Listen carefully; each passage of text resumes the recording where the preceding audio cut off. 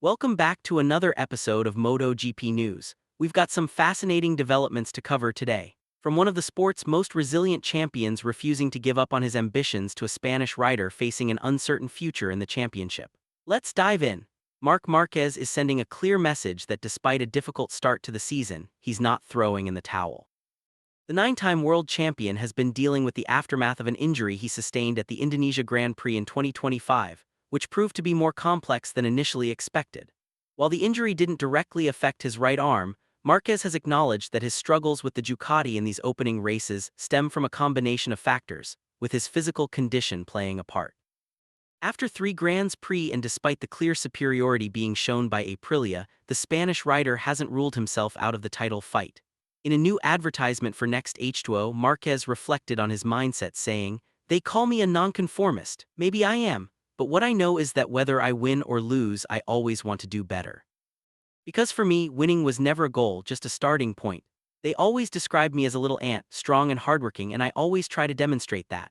Marquez is targeting the next MotoGP stop at Jerez, a track that has historically been favorable for him, where he hopes to recover his good sensations with the Ducati, particularly in those crucial opening laps that have been decisive in these early races.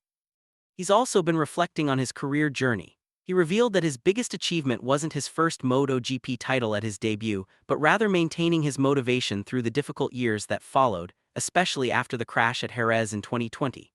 That incident taught him that the body isn't invincible and that learning to rest and take care of yourself is critically important. Turning to another Spanish rider facing very different circumstances, Alex Rins is in a precarious position regarding his MotoGP future. The Catalan has been struggling significantly since joining Yamaha at the beginning of 2024. His contract with the team ends this year, and his best result so far is just a 7th-place finish at the Australian Grand Prix last year. His last podium came with a win in Austin in 2023 when he was racing for the Honda team of Lucio Cecchinello. He then broke his leg and missed most of that season. According to motorsport.com, Yamaha has decided to sign AI Augura to replace Rins and accompany Jorge Martin from 2027 onwards. With Rins, unlike moving on to our next stories, we're diving deep into what's shaping up to be one of the most intriguing transfer sagas in MotoGP right now. There's been significant movement in the driver market, and Pecco Bagnaia is emerging as a serious target for Aprilia Racing from 2027 onwards. While there's no official confirmation yet, multiple sources are pointing to a deal already being struck between the Italian rider and the Knoll-based manufacturer. The contract would reportedly span 4 seasons, with a structure typical of these high-level negotiations. Only the first 2 years would be fully guaranteed, leaving room for review based on performance. This move comes at a crucial juncture in Bagnaia's career. He was the back-to-back world champion in 2022 and 2023 with Ducati Lenovo team, and he was fighting hard for a 3rd consecutive title, before ultimately being overtaken in an intense battle with Jorge Martin. However, his performance has suffered a progressive decline in the GP25 era, which has apparently accelerated internal changes at Ducati. They've already committed to a major overhaul of their sporting project with the incorporation of Pedro Acosta as a key piece of their future. Massimo Rivola, Aprilia's director, has been speaking strategically about bringing elite drivers into new projects. Without directly referencing Bagnaia, Rivola defended the positive impact of environmental changes in driver development. He told Sky Italia that changes can be beneficial and expanded on Aprilia's philosophy by saying they're pleased to incorporate drivers from other manufacturers and revitalize them. The clearest example of this strategy is Marco Bezzecchi, who had a complicated season at VR46 before finding a real turning point at Aprilia. His performance improved dramatically to the point where he strung together 5 consecutive victories, a record matched only by historical names like Marc Márquez and Valentino Rossi in the modern era of the championship. This case has become Aprilia's main internal argument for defending their ability to transform the performance of drivers arriving from other technical environments. Speaking of Bezzecchi, this brings us perfectly to the second story, because right now at Aprilia, there's considerable internal tension between their 2 top drivers. After the double podium in Austin, the title fight between Bezzecchi and Martin has become exceptionally tight, with just 4 points separating them in the championship standings.